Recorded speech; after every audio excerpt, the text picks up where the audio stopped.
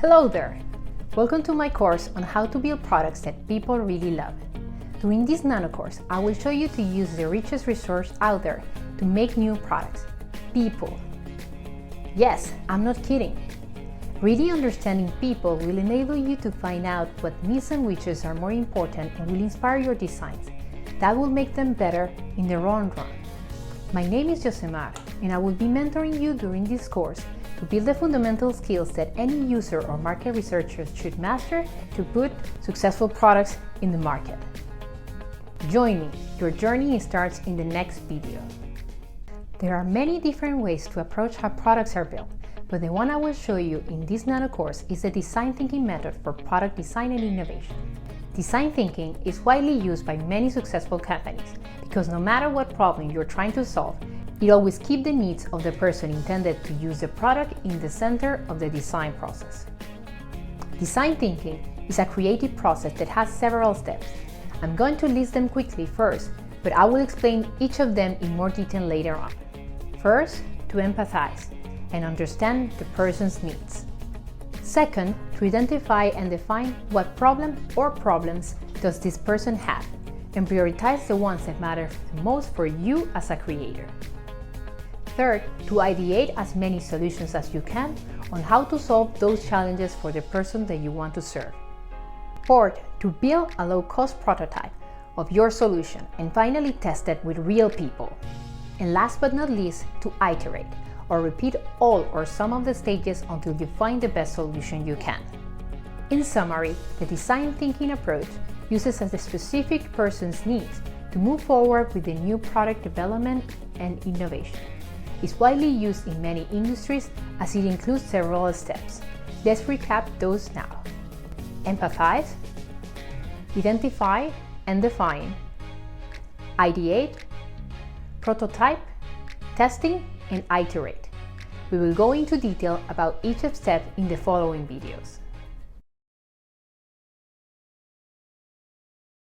As we learned in the previous video, the first step in the design thinking cycle is empathize. This term comes from the word empathy. Empathy is defined as the ability to understand and share the feelings of another person. But why is it so important? Nowadays, everyone has a business idea or an app idea. It can be as simple as a limited stand or as big as a new video game. So, why doesn't everyone have a successful business? The number one reason why many business ideas never get off the ground is because they launch products without knowing anything about who will use their products or even get in touch with them at any point during the building of the idea. This is one of the worst moves you can do as a product designer because you need to completely understand who your customers are to design a product that really suits them. You don't need to walk a mile in someone else's shoes. You need to walk 1,000 in the shoes of your ideal customer. Not 10, not 100, 1,000. This effort will make you sure that you fully answer their needs and that whatever you develop, it really suits them and it really makes them happy. In the following videos, I will start diving in all the tools that will help you develop empathy for your potential customers in order that you get what they really want and really need. Customer personas are fictional characters made to represent the type of person that might use your product. We use them to decide which type of people we should start interviewing in our empathize stage. You can create a set of questions to understand exactly who your customer persona is. The most important information you should define is the following. Give them a name and a short biography that help you understand a little bit more their lifestyle. Add some demographic details such as what is their age, their gender, the city where they live, the level of education, their job title. This is really important if you're trying to sell products to companies instead of just people. What are the goals they are trying to achieve? Why are these goals so important? What are the biggest challenges that prevent them from achieving these goals? What have they done in the past to conquer these challenges? Did it work? Let's see it with an example. Let's imagine that in your case, you have a cat sitting company. Let's name your persona Lea. Lea is 33 years old and she lives in Los Angeles. She has two cats named Cupcake and Duke. She works in a company and travels really often. Her trips last around 3 to 7 days, which means that someone needs to look after Cupcake and Duke to ensure they get the attention, food, and care they usually get when she's at home. What goals Leah is trying to achieve? She needs someone or some service that provides care for her 2 cats while she's out of town. Why is this so important?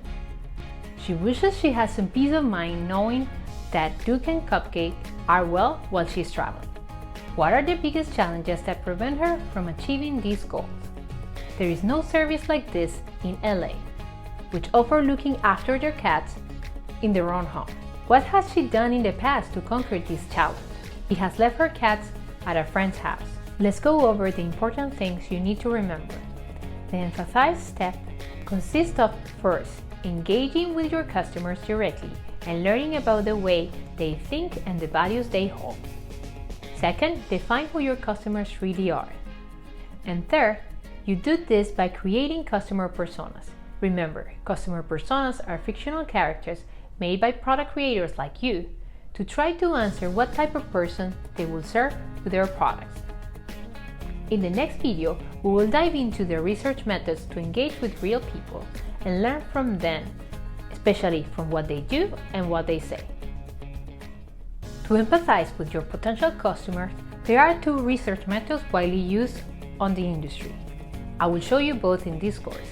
They will help you to get facts and understand better the other person's perspective in order to solve their problem. Once your customer persona have been defined like we learned in the previous video, you should combine these 2 different methods to learn more about them.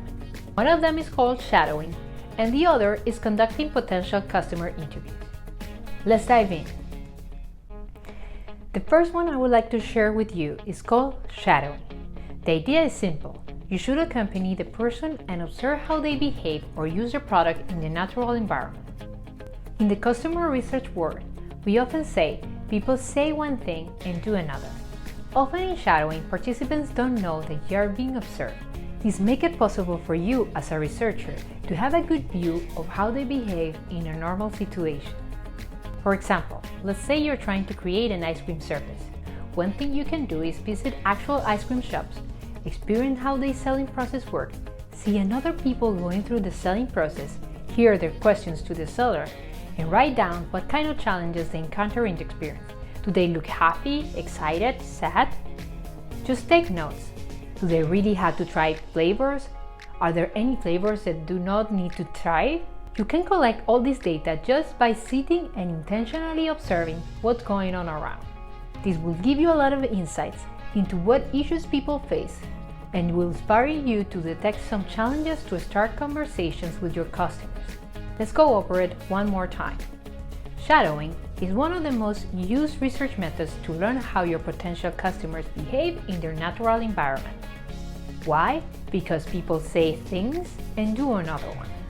Your intention is to observe what they do and find out what kind of challenges they encounter while trying to achieve their goals. In the previous video, we learned about shadowing. The drawback with this kind of research method is that you can actually ask questions to your intended customers. Interviews, on the other hand, allow you to get a deeper understanding while starting a conversation with the person. During interviews, you will have the chance to ask one person questions about the topic of interest, how they use products, their habits, behaviors, with the goal of learning about the area you would like to tackle with your business. Do you remember the ice cream example? Let's say you're interested in an ice cream service. You might interview your neighbors and ask them the following things.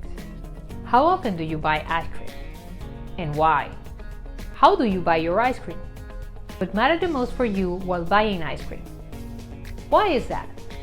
What are your favorite ice cream flavors? Why? What do you like about ice cream shops? What you dislike about ice cream shops?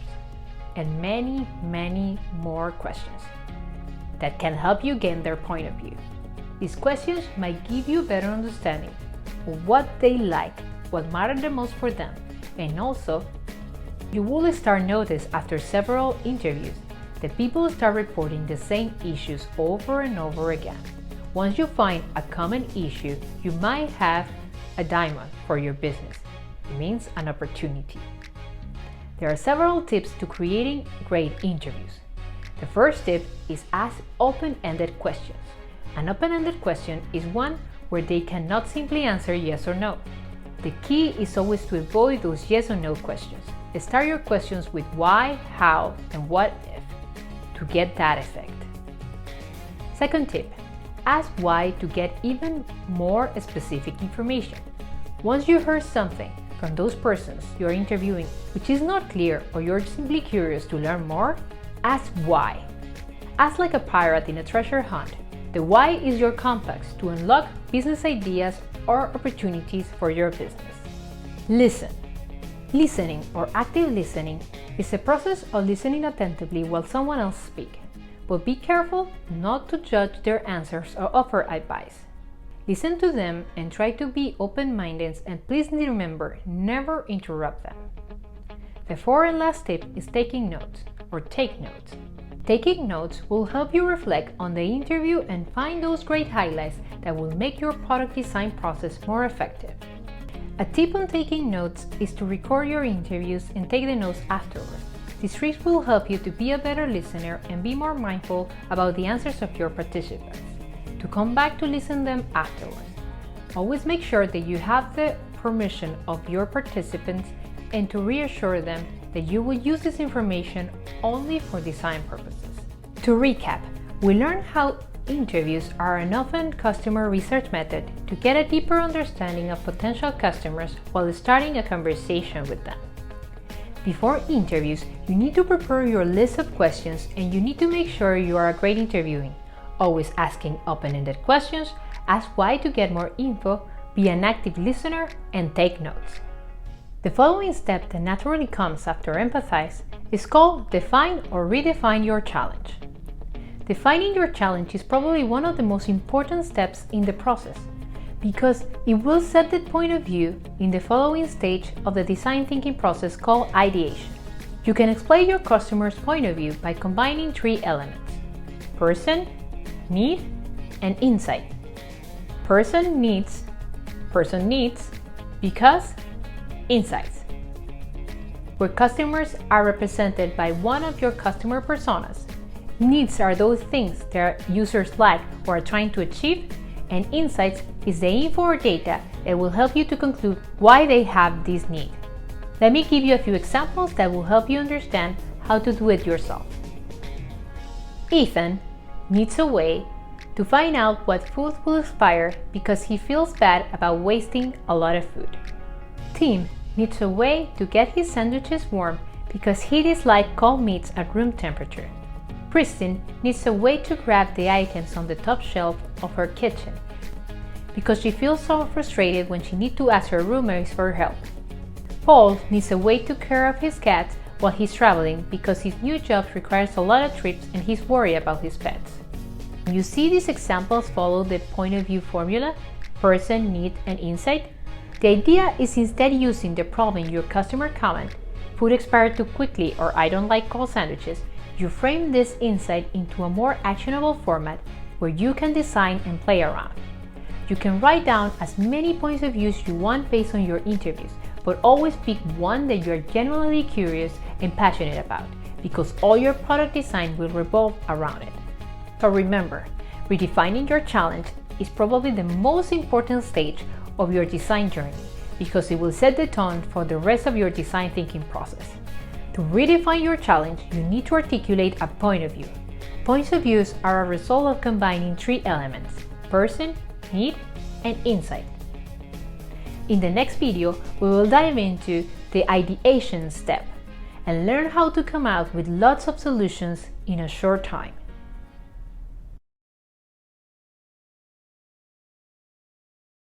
This is exciting! We're moving to the coolest part of this course, where our creative side comes out and we leave room to our imagination to just create, and create. But as in hockey, the objective is to score goals, we can start our ideation journey without putting our goals somewhere where we can see it. Do you remember in the previous video we talked about redefining your challenge? I'm going to ask you to write your challenge somewhere visible, and when you have any doubt at the ideation process or your mind starts wandering, you can always come back to it and read it out loud. Remember, your challenge is your north. In the next video, I'm going to show you my favorite exercise to ideate, which is called Crazy Eights. There are many ways to brainstorm and ideate solutions, but the one I found the most effective and fun is called Crazy Eights. You will need a blank sheet of paper to do this exercise, and I know that you will say you prefer to write your ideas on your computer, but I'm telling you, there is a connection between your hand and your brain that makes sketching more fun and interesting than just typing. For preparing, you should take a blank sheet of paper and fold it into 8 different sections. Mark each of the 8 sections so you can clearly see the different sketching areas. Find a timer. You can use a mobile phone to do this, or also you can ask Google to count backwards for you. This activity meant to be carried out in 8 minutes. I know you might think 8 minutes is not enough time, but this fast sketching exercise will challenge you to go beyond your first idea and start being more innovative about the solutions you can build. I know it might sound a bit intimidating, but it doesn't have to be that way. Ideas don't need to be perfect. The goal is not to judge, so try to quiet the inner critic voice inside of you and give your creativity room to flourish and come to play. Weird, impossible, and impractical ideas often give way to truly inspired business ideas, and that's why this exercise is called Crazy 8. Now it's time to do it yourself, so remember, get your blank sheet of paper, fold it, mark the sketching areas, find a timer, set for 8 minutes, and let your imagination play and help you tackle your challenge. There are no right or wrong answers, only ideas. Some will be amazing and some won't work, but you won't know until you put them down on paper.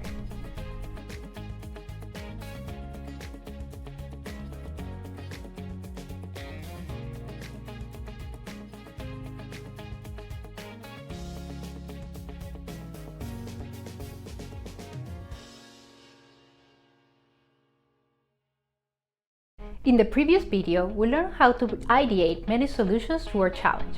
How do you feel so far? It's okay if you didn't get 8 out of 8, but the more ideas the merrier. That way you have a lot of directions to explore. Now it's time to choose. If you're working alone, choosing 1 or 2 ideas from your pool of ideas will not be a challenging task. After all, they are all your ideas and they are probably amazing. So explore a few of them based on your curiosity. When you're working with a team, deciding as a group which are the most exciting ideas or parts of the ideas to try out can be tricky. My best advice: do not get too attached to an idea. Usually at the design stage, ideas more often, like Bruce Banner, all of a sudden morph into Hulk. So try to be comfortable with changes so the best ideas can come forward. Change is good and can take us down very exciting paths.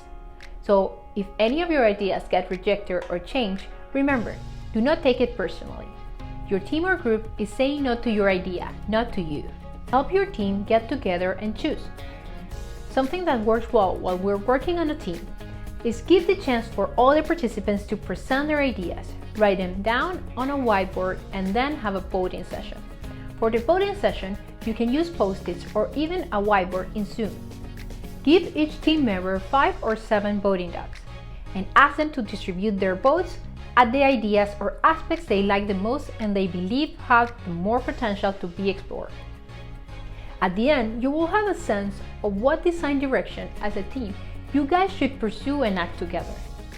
In summary, after collecting your ideas, choosing 1 or 2 to try out and explore is imperative. If you're a solo designer against the world, the task might be as simple as picking your favorites. For teams, I recommend you met, present your ideas, and conduct a voting session using a way to show all the ideas in one view and selecting the ideas that in your opinion have more potential for your customer. The next step in the design process is called prototyping. Prototyping is crucial for design thinking and important for you as product designer in your journey to build something that people really like. Prototyping is defined as an experimental process where designers create their ideas into real objects, something that customers can interact with and get a sense of what you have in your mind. Show them instead of telling them. Why is it so important? How do you know that your product actually works if you can't test it for real? Everything up to this point is from your mind, but the real work comes when you can test your ideas on real people, so you can absolutely be sure that you have the right solution to the right problem. If not, well, not big deal. Just go back to your list of ideas, prototype another one until you hit the mark. Another reason why prototypes matter is because in some cases they can help you to attract investors before you even build the whole product. So money, here we are, come to us. In summary, prototyping is the act where designers build their ideas into real objects, something that customers can touch, taste, see, hear, or use, something they can interact with. This step is very important for design thinking because it enables you to discover design errors and correct them. Prototypes also can help you attract investors and explain what your idea is all about. Remember, show, don't tell. In the next video, we will learn about the materials you might need to build your prototypes. A prototype can range from a quick pencil-drawn sketch to a very detailed and thought-out interface. To build them, you might need to find some materials that you can easily get at home. Collect a few items from your home that in your opinion lack of any value. Some examples could be plastic bottles, boxes, toilet paper tube, pieces of clothes, and old magazines. Always double check with your parents that they also agree that those items are lacking value, so you can dispose of them wherever you want. Now get some arts and crafts supplies, such as tape, glue, scissors, markers, glitter, whatever you think will make your prototype the coolest. Remember, prototypes don't need to be beautiful. Actually, mine are really ugly. Let's dive into some examples of prototypes so you can get inspired and start working on yours.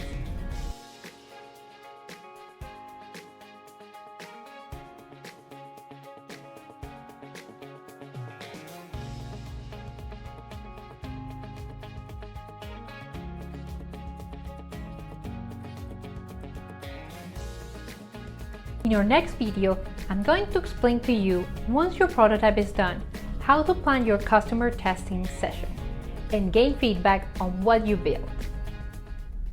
Testing is the next stage in the design thinking process.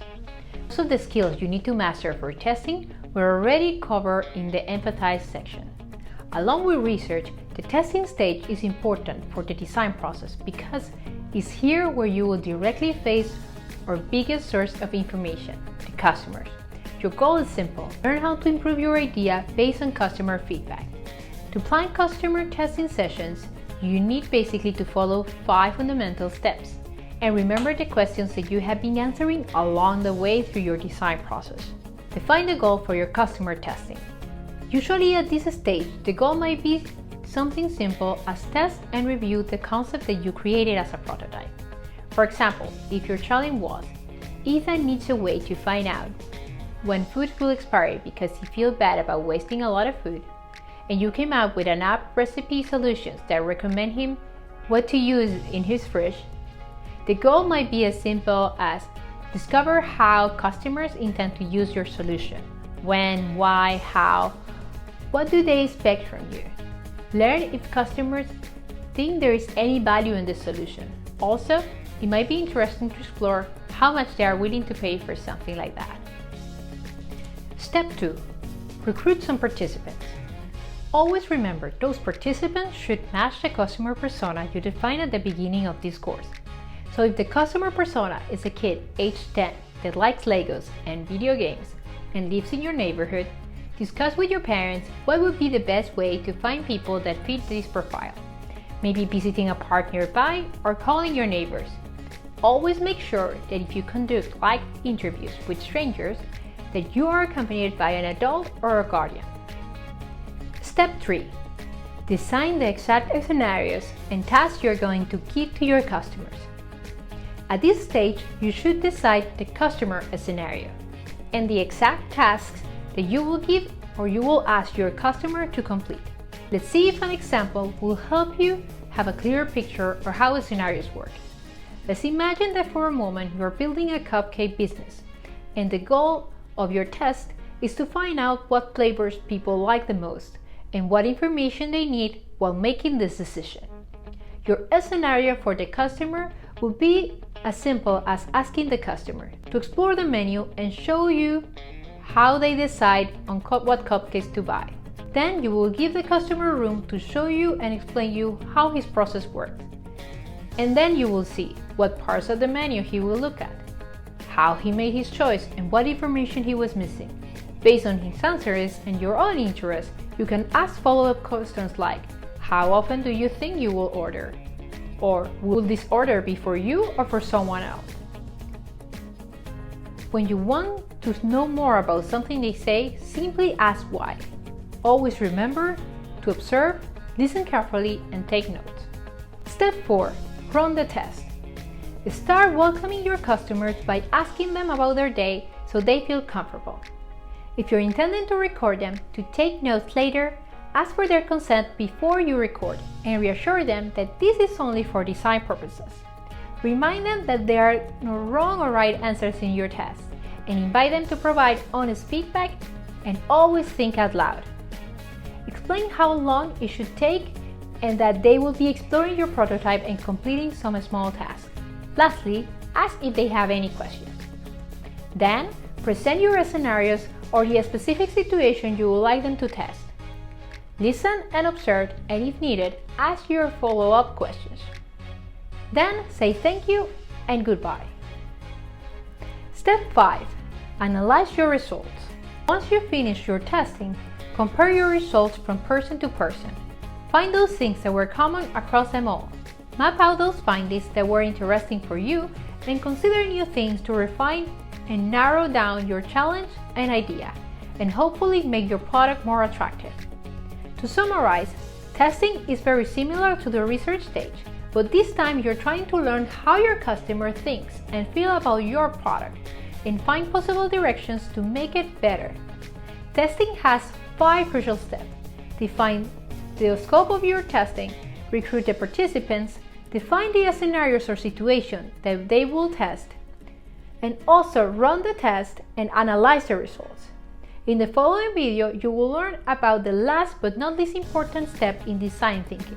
This is called iterate. In the design world, we often use iterations to increase the quality of our product.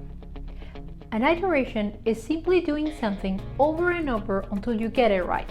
It's a cycle that looks back on itself to the point in the design process that needs to be redone or looked at again. So based on the results of the testing session, changes and refinements are made to your product idea. And then we test again. We iterate. So the end of one iteration becomes the starting point for the next round of design thinking. Then challenges are redefined, new ideas are generated, new prototype built and tested, and so on. A question I get often is when you stop iterating, and the answer is up to you.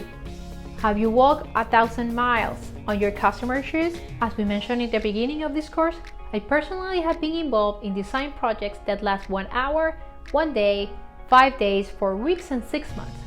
And what my team and I discover is that more time you devote to the design thinking process, the more in depth you learn about the challenge, the customers, and how to generate the right solutions.